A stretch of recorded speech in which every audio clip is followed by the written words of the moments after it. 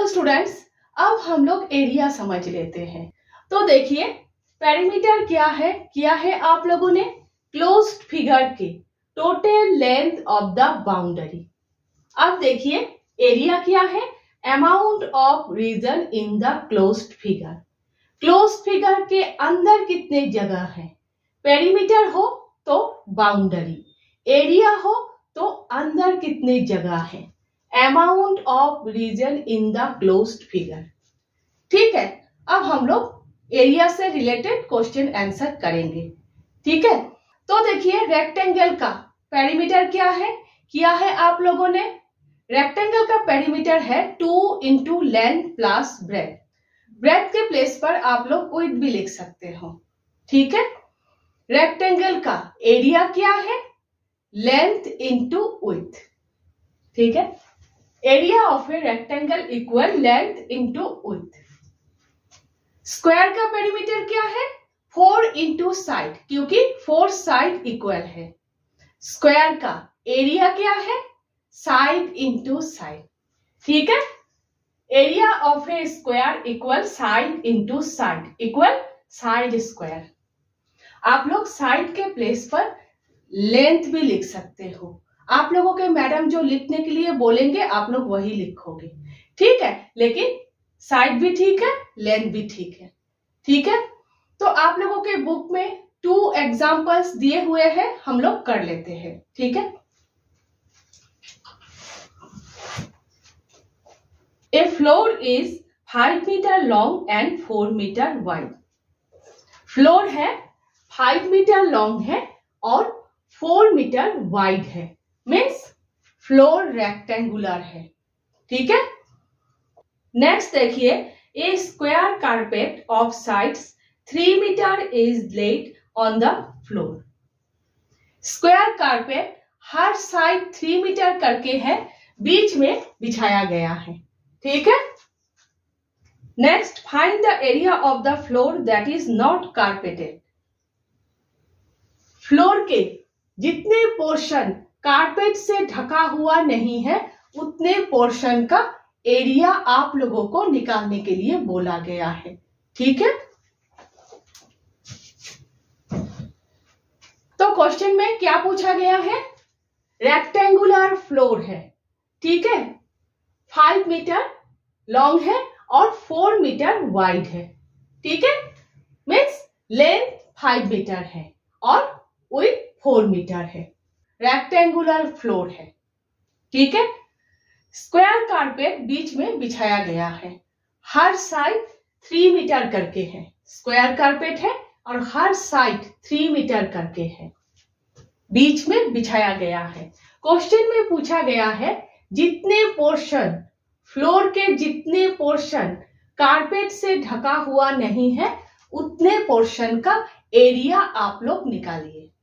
ठीक है, तो क्या करना है, सिंपल, फ्लोर का एरिया निकालना है। सबसे पहले फ्लोर का एरिया आप लोगों को निकालना है, उसके बाद स्क्वायर कारपेट का एरिया आप लोगों को निकालना है।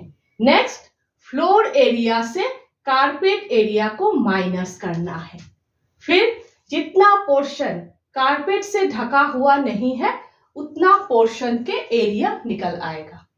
ठीक है, तो चलिए सबसे पहले फ्लोर का एरिया निकाल लेते हैं। तो सबसे पहले क्वेश्चन में जो दिए हुए हैं वो आप लोग लिखेंगे। तो length of the floor equal 5 metre, width of the floor equal 4 metre. ठीक है, अब area of the floor, area क्या है, रेक्टेंगल का लेंथ इंटू विड्थ। ठीक है, तो area of the floor equal length 5 metre है, विड्थ 4 मीटर है, तो 5 इंटू 4 इक्वल 20 स्क्वायर मीटर। ठीक है, एक बात ध्यान रखिएगा, पेरीमीटर हो तो मीटर मीटर ही रहते हैं, सेंटीमीटर सेंटीमीटर ही रहते हैं, लेकिन एरिया हो तो मीटर स्क्वायर मीटर बन जाता है। ठीक है, एरिया हो तो मीटर स्क्वायर मीटर बन जाता है, सेंटीमीटर हो तो स्क्वायर सेंटीमीटर बन जाएगा। ध्यान रखिएगा इस बात का। तो फ्लोर का एरिया क्या है 20 स्क्वायर मीटर। ठीक है, नेक्स्ट क्या करना है, कारपेट का, स्क्वायर कारपेट का एरिया निकालना है। जो दिए हुए हैं सबसे पहले लिख लेते हैं, length of the square carpet equal 3 metre. ठीक है, एरिया क्या होगा, स्क्वायर का एरिया क्या है, साइड इंटू साइड। ठीक है, area of the carpet equal side 3 metre है, तो 3 into 3 equal 9 square metre. Carpet का एरिया है 9 स्क्वायर मीटर। अब नेक्स्ट क्या करेंगे, फ्लोर एरिया से कारपेट एरिया को माइनस करेंगे, फिर जितने पोर्शन कारपेट से ढका हुआ नहीं है उतने पोर्शन का एरिया निकल आएगा। ठीक है, area not carpeted equal floor area minus carpet area. Next आप लोगों को वैल्यू पुट करना है, फ्लोर एरिया कितना है 20 लिखना है, माइनस कारपेट एरिया कितना है 9, तो 9 लिखना है। नेक्स्ट 20 से 9 को अगर माइनस करोगे तो कितना होगा 11 स्क्वायर मीटर।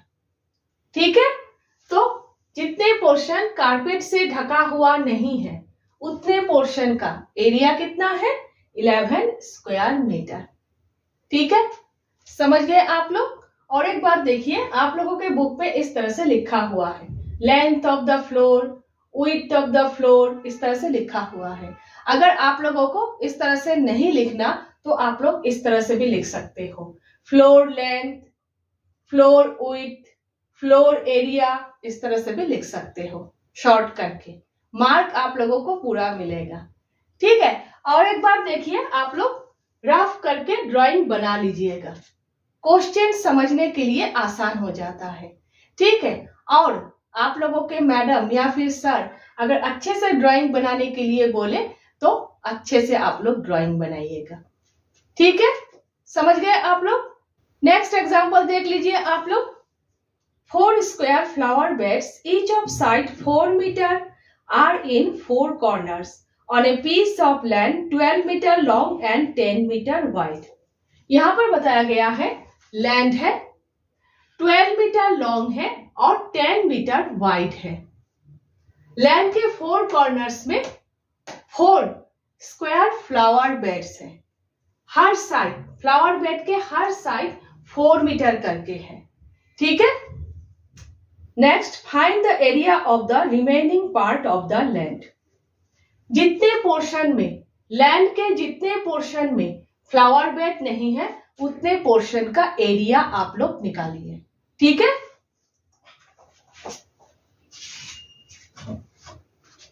तो क्वेश्चन में क्या पूछा गया है, रेक्टेंगुलर लैंड है। ठीक है, रेक्टेंगुलर लैंड है, 12 मीटर लॉन्ग है और विड्थ 10 मीटर है। ठीक है, इतना समझ लीजिए कि लेंथ 12 मीटर है, विड्थ 10 मीटर है। 4 स्क्वायर फ्लावर बेड्स है, हर साइड 4 मीटर करके हैं। स्क्वायर है तो हर साइड इक्वल होगा, है ना, हर साइड 4 मीटर करके है।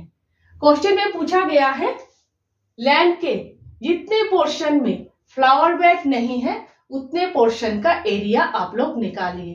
तो क्या करना है, फर्स्ट एग्जांपल में आप लोगों ने जो किया है, सबसे पहले आप लोगों ने फ्लोर एरिया निकाला है, उसके बाद कारपेट एरिया निकाला है, उसके बाद फ्लोर एरिया से कारपेट एरिया आप लोगों ने माइनस किया है।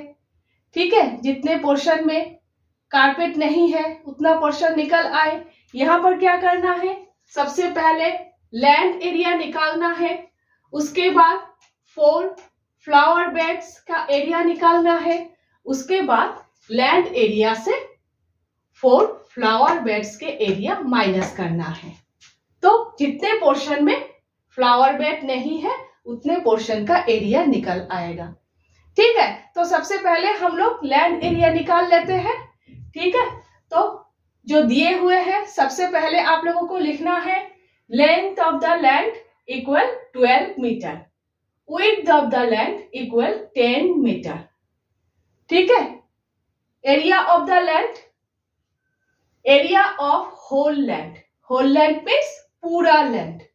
रेक्टेंगल का एरिया क्या है, लेंथ इंटू विड्थ, है ना, तो लेंथ 12 मीटर, विड्थ 10 मीटर, तो 12 इंटू 10 इक्वल 120 स्क्वायर मीटर। इस लैंड का, पूरा लैंड का एरिया है 120 स्क्वायर मीटर। हो गए। अब क्या करेंगे, 1 फ्लावर बेड का एरिया निकालेंगे। ठीक है, साइड क्या है 4 metre, side length of each flower bed 4 metre. ठीक है, सबसे पहले 1 फ्लावर बेड का एरिया निकालेंगे। ठीक है, स्क्वायर का एरिया क्या है, साइड इंटू साइड। ठीक है, area of 1 flower bed equal क्या होगा, साइड 4 मीटर है तो 4 इंटू 4 16 स्क्वायर मीटर। हो गए। अब देखिए 1 फ्लावर बेड का एरिया है 16 स्क्वायर मीटर, 4 फ्लावर बेड है तो अलग अलग से एरिया निकालने की जरूरत नहीं है।